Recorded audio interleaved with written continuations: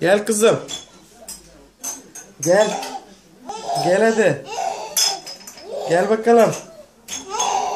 Ay Allah ay gel. Gel kızım gel. Hani neredesin?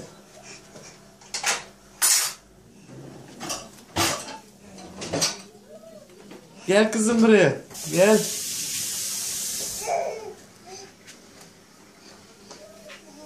Eylül.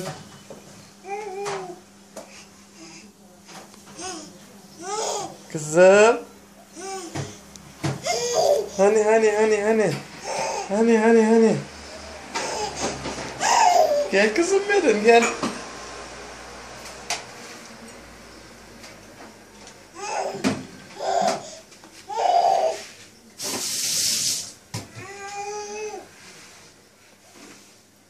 Gel.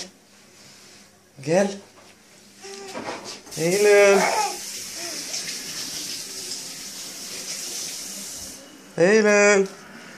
Ne var burada? Ne var burada? Gel hadi. Gel. Gel kızım. Gel bakayım buraya sen gel. Gel. Al. Al. Ne var burada? Hani. Al. Esnaf iş yerlerine dolan suyu kendi imkanlarıyla temizlemeye çalıştı. Gel kızım gel. Gel bakayım buraya. Gel. İlçesinde sağanak, çok sayıda resmi çekildi. Ay.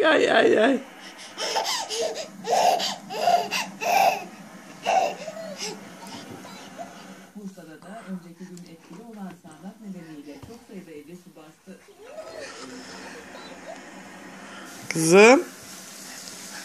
Kızım. Hadi bir şey. Ulaştı oyuncağına ulaştı Eylül.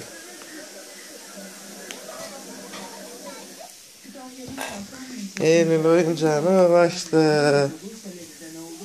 İlçede kurulan pazarı sel bastı. Sele katılan bir kişi son anda kurtarıldı. Eylül.